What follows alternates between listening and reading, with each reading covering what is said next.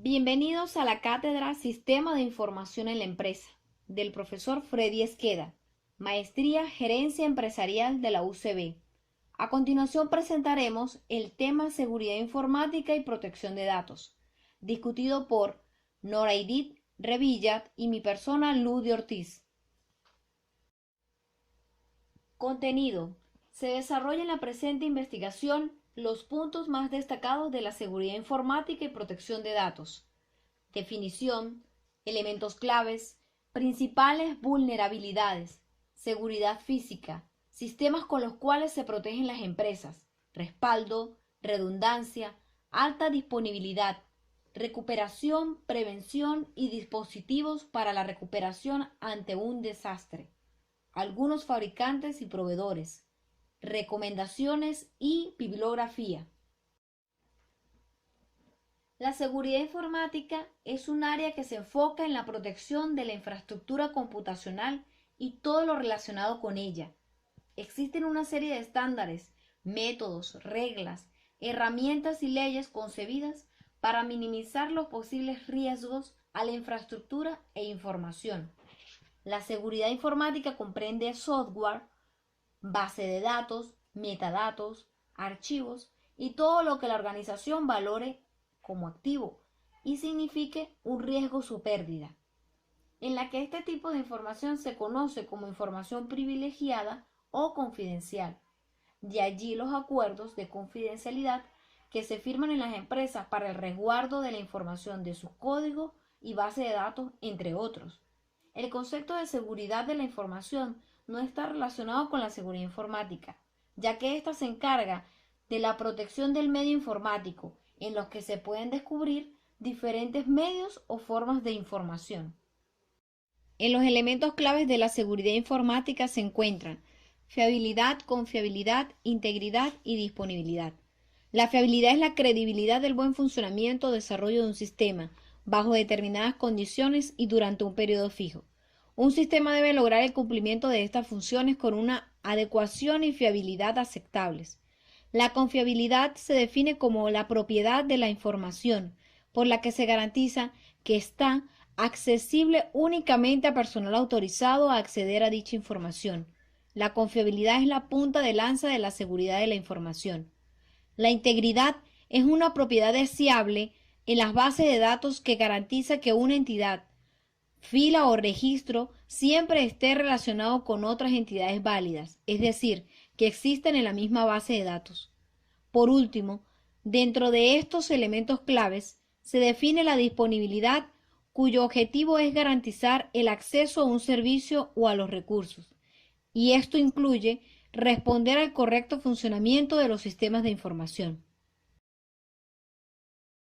La vulnerabilidad de un sistema informático hace referencia a una debilidad que permite a un atacante violar la confidencialidad, integridad, disponibilidad, control de acceso y consistencia del sistema o de sus datos y aplicaciones. Estas son el resultado de bugs o de fallos en el diseño del sistema, aunque en un sentido más amplio también pueden ser el resultado de las propias limitaciones tecnológicas, porque en principio no existe un sistema 100% seguro. Por lo tanto, existen vulnerabilidades teóricas y reales. Las vulnerabilidades en las aplicaciones suelen corregirse o cambiar la versión. Otras requieren un cambio físico en un sistema informático. Se descubre muy seguido en grandes sistemas, y el hecho de que se publiquen rápidamente por todo Internet, más son las probabilidades de que existan piratas informáticos que quieran aprovecharse de esta vulnerabilidad encontrada. Las típicas suelen ser errores en la validación de entradas como inyección SQL, bugs en el formato de cadenas, secuestro de sesiones, ejecución de código remoto, entre otros. Con respecto a la naturaleza de las amenazas, se encuentra la seguridad física, que hace referencia a las barreras y mecanismos de control en el entorno de un sistema informático para proteger el hardware de amenazas físicas. Los mecanismos de seguridad física deben resguardar de amenazas producidas tanto por el hombre como por la naturaleza. Por lo general, las amenazas físicas que pueden poner en riesgo un sistema informático son desastres naturales, incendios accidentales, humedad e inundaciones, amenazas ocasionadas involuntariamente por personas, acciones hostiles deliberadas como robo, fraude o sabotaje. Son ejemplos de mecanismos o acciones de seguridad física: cerrar con llave el centro de cómputos, tener extintores por eventos de incendios, algo que es obligatorio y normalizado en todas las empresas actualmente, instalación de cámaras de seguridad, que es el más usado, control y servicio de guardias de seguridad, control permanente de un sistema eléctrico, de ventilación y refrigeración. Para poder tener una buena seguridad debemos saber qué equipos y datos son los más importantes para la organización. Ejemplo, sus servidores. Debemos asegurar las instalaciones con las mejores y debidas medidas de seguridad. Hoy en día son los puntos de mayor inversión en las empresas. En la protección de datos existe uno de los puntos más importantes, se puede decir que son los más importantes, los cuales son los respaldos. Estos respaldos se pueden definir como un procesamiento de datos, o CPD como lo indican sus siglas, que están específicamente diseñados para tomar el control de otros CPD, principalmente en caso de contingencia. Los respaldos tienen un diseño específico, donde ellos se pueden diseñar, valga la redundancia, bajo los mismos principios que cualquier CPD, pero bajo algunas consideraciones más. Una de ellas, o en primer lugar, dice que debe elegirse una localización totalmente distinta a la del CPD principal, con el objeto de que no se vean ambos afectados simultáneamente por la misma contingencia. Por ello, menciona que es totalmente habitual situarlos entre 20 y 40 kilómetros del CPD principal. La distancia está limitada por las necesidades de telecomunicaciones entre ambos centros. Eso es por una primera parte. Por una segunda parte o segundo lugar, indica que el equipamiento electrónico e informático del centro de respaldo debe ser absolutamente compatible con el existente en el CPD principal. Esto no implica que el equipamiento deba ser exactamente igual, no. Normalmente, no todos los procesos del CPD principal son críticos. Por este motivo, no es necesario duplicar todo el equipamiento. Por ello, tampoco se requiere el mismo nivel de servicio en caso de emergencia. En consecuencia de esto, es posible utilizar hardware menos potente. También indica que se puede aplicar una pecera de un centro de respaldo, como mencionamos en el flujograma en la lámina, donde esta está dividida por dos compartimientos, como lo es la sala blanca, que es donde existe un equipamiento exactamente igual al existente en el CPD principal. Y está la sala de backup, que es cuando el equipamiento es similar pero no exactamente igual. Todo esto que les mencioné anteriormente es parte de lo que es el segundo lugar en cuanto al diseño del centro de respaldo. Y como tercer lugar, el equipamiento del software debe ser idéntico al existente en el CPD principal. Por último, pero no menos importante, es necesario contar con una réplica de los mismos datos con los que se trabaja en el CPD original, ya que este es el problema principal de los centros de respaldo. Redundancia o sistemas redundantes es uno de los importantes escalafones que encontramos en la protección de datos, donde indica que son aquellos en los que se repiten datos de hardware de carácter crítico que se quiere asegurar ante los posibles fallos que puedan surgir por uso continuo. Entre los tipos de redundancia existen diferentes dispositivos. En este caso mencionaré solo dos. Uno de ellos es el RAID, indica en parte informática que es el acrónimo RAID, indica que es un conjunto redundante de discos independientes, donde anteriormente conocido como conjunto redundante de discos baratos, donde hace referencia a un sistema de almacenamiento que usa múltiples discos duros o SSD entre los que se distribuyen o replican los datos. Entre lo que es RAID, el RAID está complementado, está compuesto por diferentes niveles, y uno de los más comunes y usados son los siguientes: el RAID 0, el RAID 1, el RAID 5, donde el RAID 0, que es un conjunto dividido, también se le conoce como volumen dividido. En este se distribuyen los datos equitativamente entre dos o más discos, sin información de paridad que proporcione redundancia. Es importante señalar que en este RAID 0 no era uno en los niveles de RAID originales y que no es redundancia. El RAID 0 se usa normalmente para incrementar el rendimiento, aunque también puede utilizarse como forma de crear un pequeño número de grandes discos virtuales a partir de un número pequeño de discos físicos. Eso es en cuanto al RAID 0. El RAID 1, que es en conjunto en espejo, este también crea una copia exacta o espejo de un conjunto de datos en 2 o más discos. Esto resulta útil cuando el rendimiento en lectura es más importante que la capacidad. Y por último, el RAID 5 usa una división de datos a nivel de bloques, distribuyendo la información de paridad entre todos los miembros del conjunto. El RAID 5 ha logrado popularidad gracias a su bajo costo de redundancia. Entonces, este bajo costo es bastante importante para las empresas y sus inversiones. Como mencioné anteriormente, en la redundancia existen diferentes dispositivos y el segundo que le menciono ahora es el control de acceso lógico. Este control de acceso lógico está dividido entre fragmentos como identificación, autenticación y autorización, donde la identificación es el proceso por el cual se comprueba que un usuario está autorizado a acceder a una serie de recursos. Indica también que este proceso de identificación se realiza normalmente mediante un nombre de usuario y una contraseña, aunque actualmente también se utilizan los sistemas biométricos para realizar procesos de investigación. Por otro lugar, en la autenticación es el acto de establecimiento o confirmación de algo o alguien como auténtico, es decir, que reclama el hecho por o sobre la cosa cuando son verdaderas. En cuanto a la autenticación de un objeto, puede significar pensar la confirmación de su procedencia, mientras que la autenticación de una persona a menudo consiste en una verificación de identidad.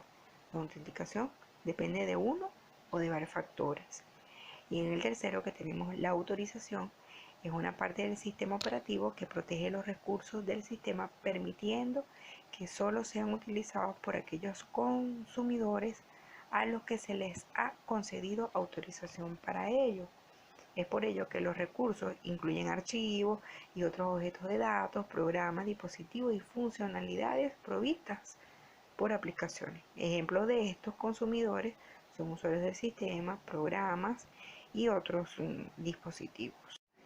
Para dar continuidad con la exposición hablaremos ahora sobre lo que son la protección de datos, donde indica que el objetivo de esta protección de datos en cuanto a seguridad de la información es tratar de evitar su pérdida y su modificación autorizada, donde garanticemos en primer lugar la confiabilidad, integridad y disponibilidad de los datos. Ya esto se mencionó en las láminas anteriores. Sin embargo, existen más requisitos como por ejemplo la autenticidad, entre otros. Es importante resaltar que en el caso de la protección de datos, el objetivo de esta no son los datos en sí mismos, sino el contenido de la información sobre personas para evitar el abuso de esta, que es una de las principales preocupaciones en las empresas. Esta vez, el motivo o el motor de la implementación de medidas de protección por parte de las instituciones, de las empresas, entre otros, es manejar los datos. Es la obligación jurídica o la simple ética profesional de evitar consecuencias negativas para las personas de las cuales se trata la información. Es por ello que en las empresas existen diferentes sistemas con los cuales se protegen las empresas. Como lo mencionamos acá en la lámina, podemos indicar 28 de los tipos que se utilizan en las empresas, algunos de los tipos, como por ejemplo antivirus, cifrado de discos duros, correlación de eventos, como para recuperación de datos perdidos o por incidentes que se presenten en la empresa, tenemos análisis forenses, entre otros, son los cuales son importantes para la protección y la privacidad de los datos en una empresa. En la protección de datos también existe la alta disponibilidad, este término, alta disponibilidad, donde en la parte de seguridad, con respecto a la naturaleza de la amenaza, también se conoce como seguridad lógica. Esta se manifiesta en aplicaciones para seguridad herramientas informáticas, entre otros. Esta seguridad lógica o alta disponibilidad de un sistema informático incluye varios aspectos, como por ejemplo restricción al acceso. Esta restricción al acceso es a programas y archivos mediante claves y o encriptaciones. También puede asignar las limitaciones correspondientes a cada usuario del sistema informático. Esto significa que no debe darle más privilegios extras a un usuario, sino solo los que se necesita para realizar su trabajo. También puede o debe asegurarse que los archivos y programas que se emplean son los correctos y se usan correctamente. Por ejemplo, el mal uso de una aplicación puede ocasionar agujeros en la seguridad de un sistema informático. Importante eso también.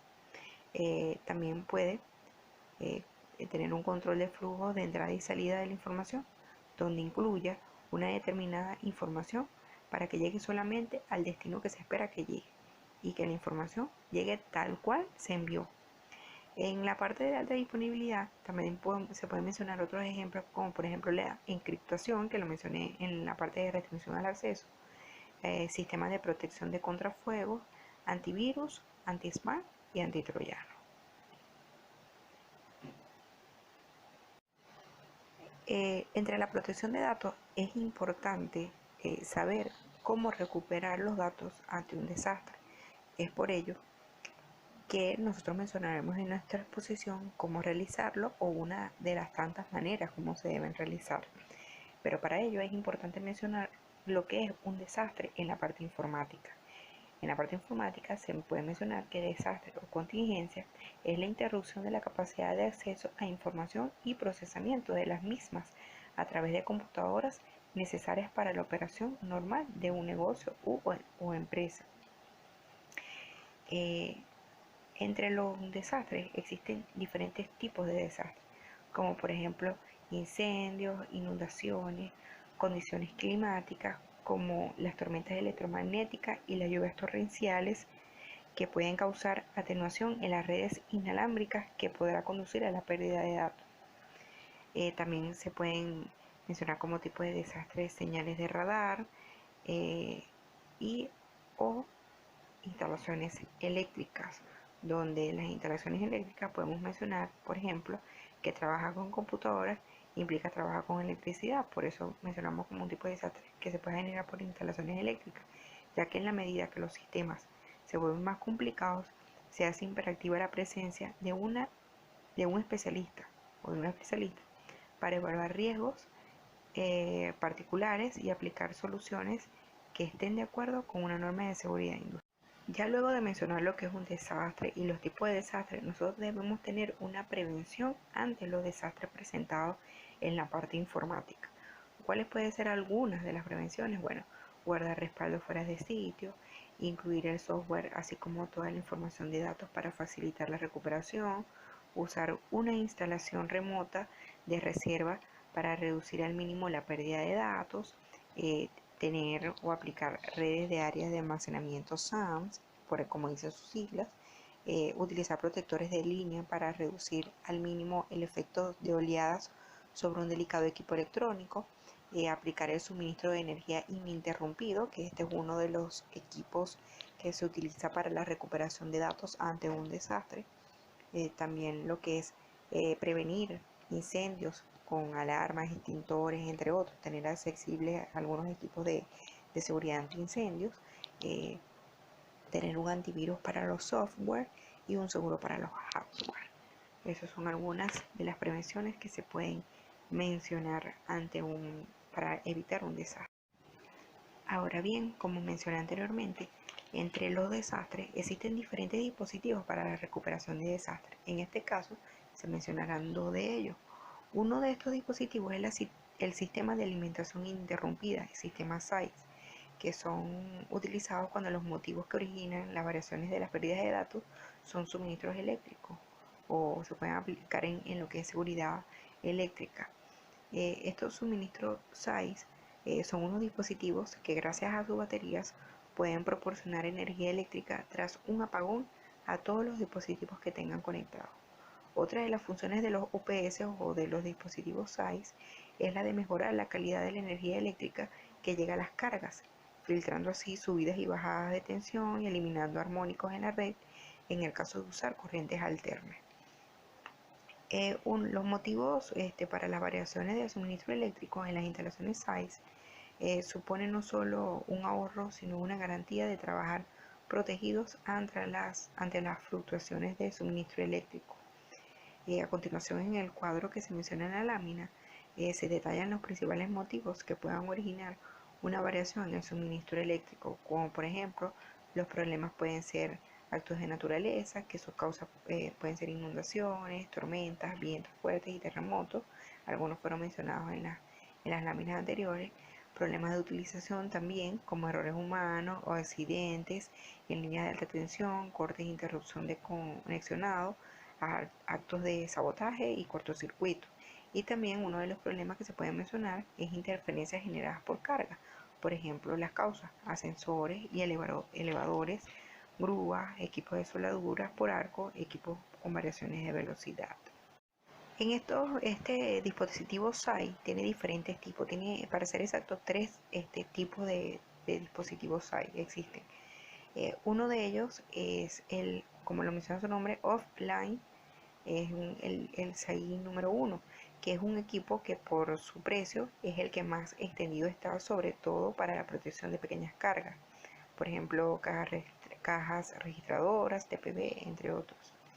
Este SAI tiene un grado de protección que alimenta las cargas críticas que tienen que proteger con una seguridad y protección relativa dependiendo del tipo. Pueden ser estabilizados con o sin filtro.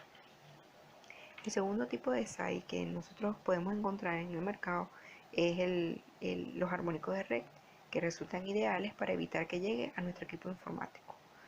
El grado de protección de este tipo de SAIs soluciona casi todos los problemas ocasionados por fallas en las compañías eléctricas, así como los derivados de las líneas eléctricas dentro de polígonos industriales y oficinas. Suelen dar una protección de orden de entre 70 y 90 puntos en una escala de protección de 1 a 100, convirtiéndose por lo tanto en uno de los muy fiables. Y el último SAI es el SAI interactivo o de línea interactiva. En este tipo de SAI existen dos dentro de este tipo, que uno es los pseudo-senoidal y los senoidales, que son equipos de más calidad. Estos tienen un grado de protección que indica que protegen de picos y sobretensiones a las cargas que conectemos a ellos y a que todos dispongas de ABR, y algunos suelen proteger de casi 80% de anomalías eléctricas. Por su precio calidad, son equipos interesantes para algunas protecciones informáticas en las diferentes empresas. Otro de los tipos de dispositivos que se aplican en la protección de datos para la recuperación de estos son el análisis forense, donde podemos preguntar qué es un análisis forense. Bueno, el análisis forense o qué es, para qué se utiliza esto. Bueno, él busca dar respuesta a las interrogantes que normalmente envuelven a todos los incidentes. Por ejemplo, quién realizó el ataque, qué activos de información se vieron afectados y en qué grado cuando tuvo lugar, dónde se originó y contra qué blanco se dirigió, cómo fue llevado a cabo y por qué se generó. Es por ello que este tipo de análisis forense tiene un procedimiento para aplicar. El primer punto para el análisis forense es la fase de evaluación, donde indica que lo que se debe realizar en esta fase es la evaluación de los recursos a los que tenemos acceso y cuáles son los objetos para realizar la investigación interna, pasando por unas etapas, las cuales son notificar y obtener la autorización, revisar las políticas y legislación, identificar a los miembros del equipo, realizar una evaluación y finalmente prepararse para la adquisición de pruebas. La siguiente fase en el análisis forense es la fase de adquisición.